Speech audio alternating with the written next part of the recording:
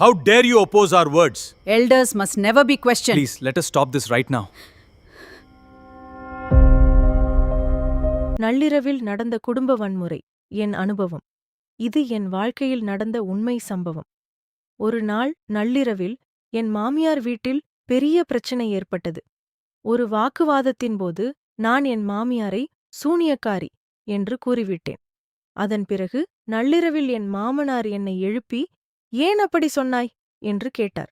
அதற்கு நான், முதலில் அவரிடமே என்ன நடந்தது என்று கேளுங்கள் என்று கூறினேன். பேச்சு வாக்குவாதமாக மாறியது.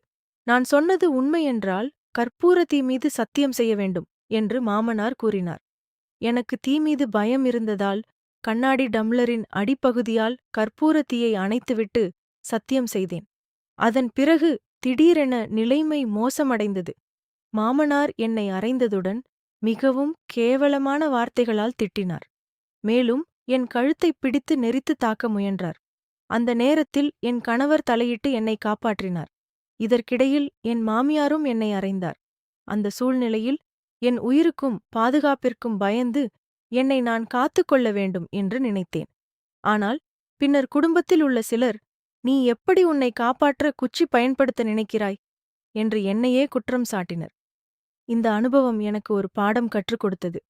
எந்த குடும்ப பிரச்சனையும் வன்முறையாக மாறக்கூடாது. யாரையும் அடிப்பதும் கழுத்தை நெரிப்பதும் அவமதிப்பதும் தவறு. கருத்து வேறுபாடுகள் பேசித் தீர்க்கப்பட வேண்டும். குடும்ப வன்முறையை அனுபவிக்கும் அனைவருக்கும் ஒரு வேண்டுகோள்: தயவுசெய்து மௌனமாக இருக்காதீர்கள்.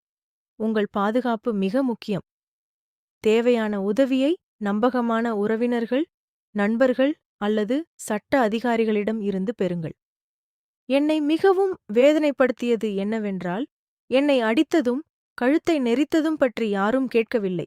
அதற்கு பதிலாக, பெரியவர்களுக்கு எதிராக எப்படி குச்சியை எடுத்தாய் என்று என்னையே திட்டினார்கள். ஒரு மருமகளாக இருந்தால் தன் உயிருக்கு ஆபத்து ஏற்பட்டாலும் தன்னை தற்காத்துக் கொள்ளக்கூடாதா? பெரியவர்கள் என்ற காரணத்தால் அவர்கள் என்ன செய்தாலும் அதை அமைதியாக ஏற்றுக்கொள்ள வேண்டுமா? நான் யாரையும் காயப்படுத்த வேண்டும் என்று நினைக்கவில்லை. ஆனால் என் உயிருக்கும் பாதுகாப்பிற்கும் பயந்த அந்த நேரத்தில் என்னை நான் காப்பாற்றிக் கொள்ள வேண்டும் என்பதுதான் என் எண்ணம். ஒருவரின் வயது அல்லது உறவு எதுவாக இருந்தாலும் வன்முறை தவறுதான். மரியாதை என்பது ஒருவரை அடிப்பதற்கோ அவமதிப்பதற்கோ உரிமை கொடுக்காது. ஒவ்வொருவருக்கும் தங்கள் உயிரையும் பாதுகாப்பையும் காப்பாற்றிக் கொள்ளும் உரிமை இருக்கிறது. நன்றி.